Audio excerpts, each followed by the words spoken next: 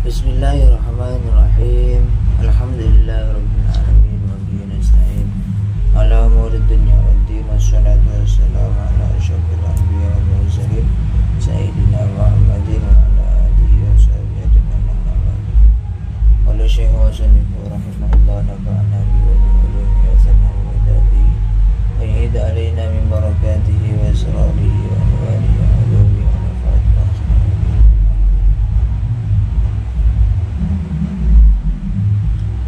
Ya fata inni a'idzuka bisalas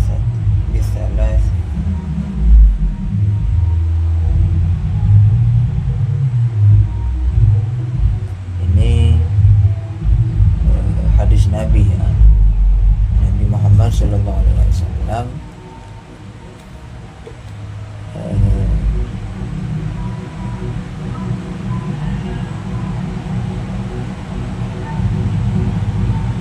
sebab buruknya yaitu ketika ada seseorang dari Bani Israel itu telah pergi menuntut ilmu ke luar negeri, maksudnya keluar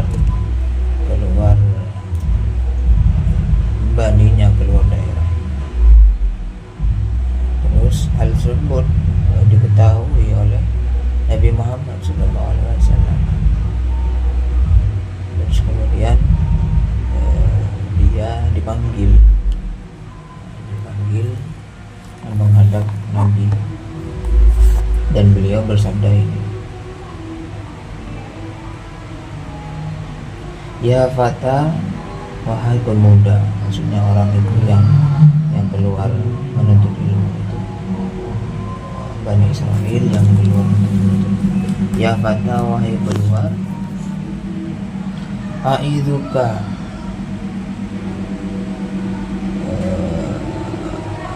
ini sesungguhnya aku Nabi Muhammad a'idzuka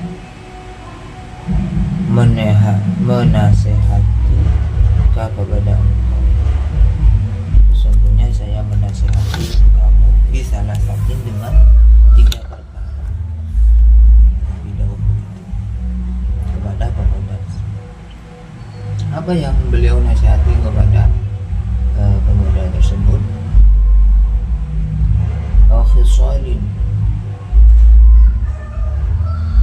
Khisalin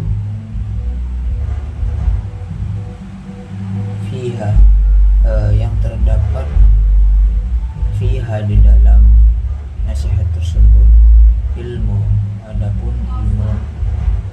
ilmu al-awwalin, orang-orang terdahulu, wal akhirin, dan orang-orang akhir zaman.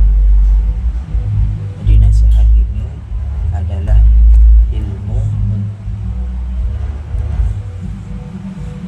atau nasihat untuk orang-orang terdahulu, terjadi kepada orang-orang terdahulu, dan untuk orang-orang akhir zaman, ya seperti kita, orang-orang akhir zaman. Apa nasihatnya? Nasihat beliau, khafillaha,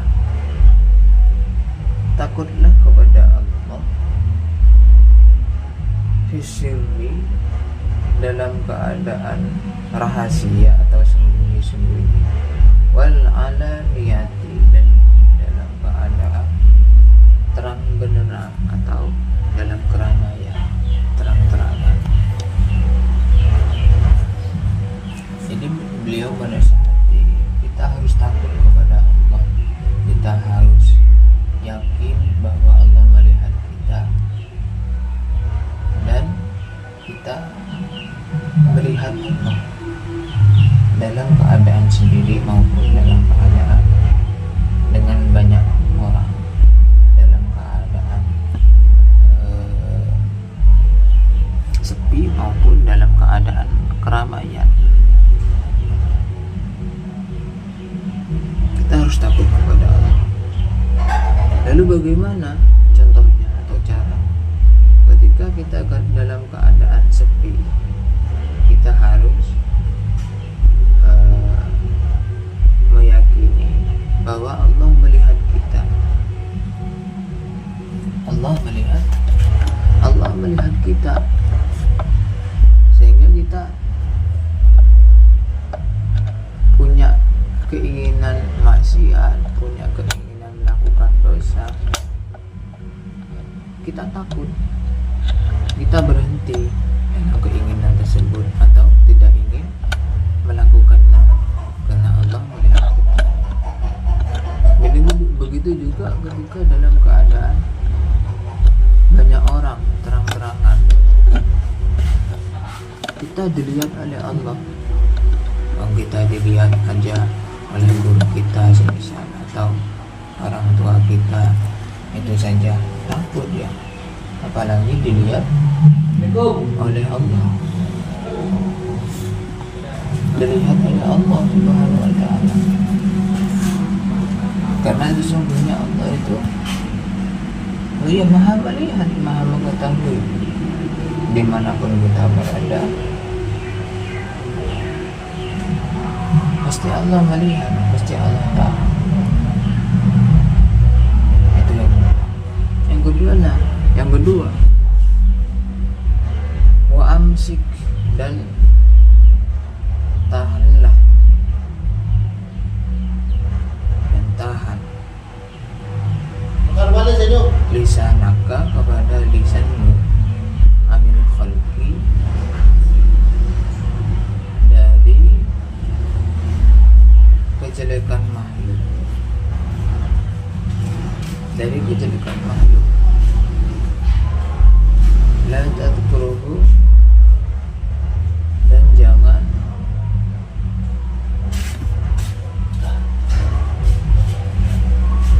menceritakan kepada mereka makhluk illa kecuali enggak. Jadi tahan lisan kita kepada makhluk dan jangan ceritakan kepada orang lain kecuali kebaikan.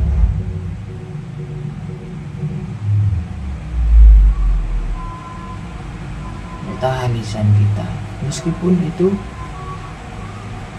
menyakitkan untuk diri kita. Mungkin kita pengen mencela apa, mencaci ya, ditahan. Jangan mencela, menjelekan makhluk, baik itu sesama manusia atau makhluk Allah yang lain, tumbuhan, hewan. Jangan menjelekan mereka, karena ketika kita menjelekkan makhluknya Allah, kita juga secara tidak langsung menjelekkan penciptanya. Siapa? Ya Allah Subhanahu wa Ta'ala. Dan jangan menceritakan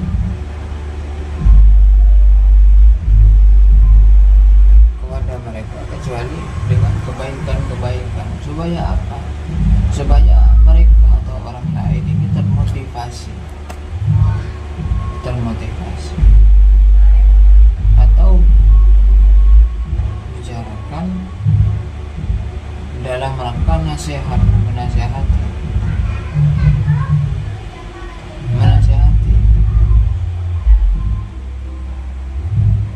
Gimana itu? Dalam hadis yang lain, barang siapa beriman kepada Allah dan hari akhir, hendaklah berbicara baik atau diam, gitu ya.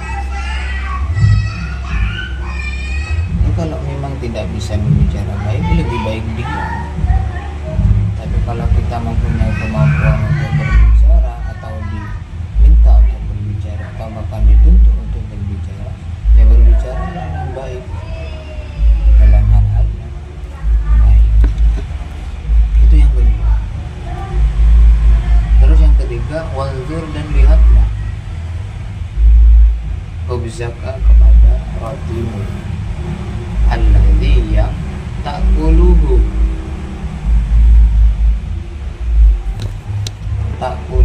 yang akan makan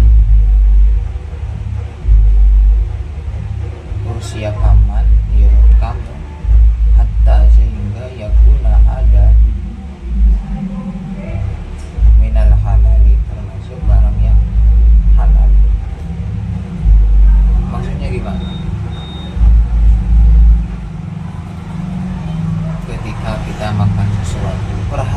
perhatikan betul-betul, perhatikan betul-betul kehalalannya. Apakah ini barang halal, apakah ini barang haram.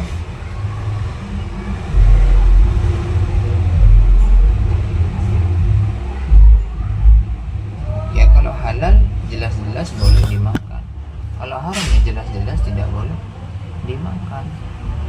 Kalau itu bagaimana tidak jelas, ya lebih baik jangan dimakan, jangan dibuang, biarkan saja.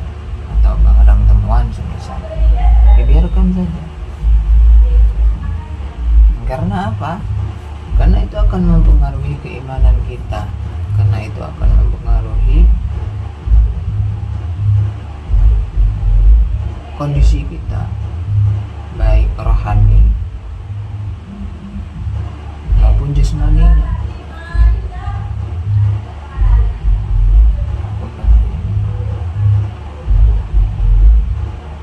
Maka sekali lagi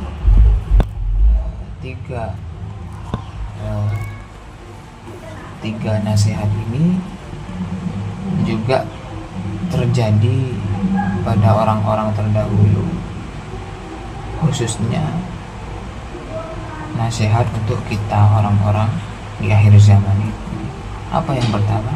Takut kepada Allah, baik dalam keadaan sendiri maupun banyak orang. Yang kedua, mengendalikan lisan kita,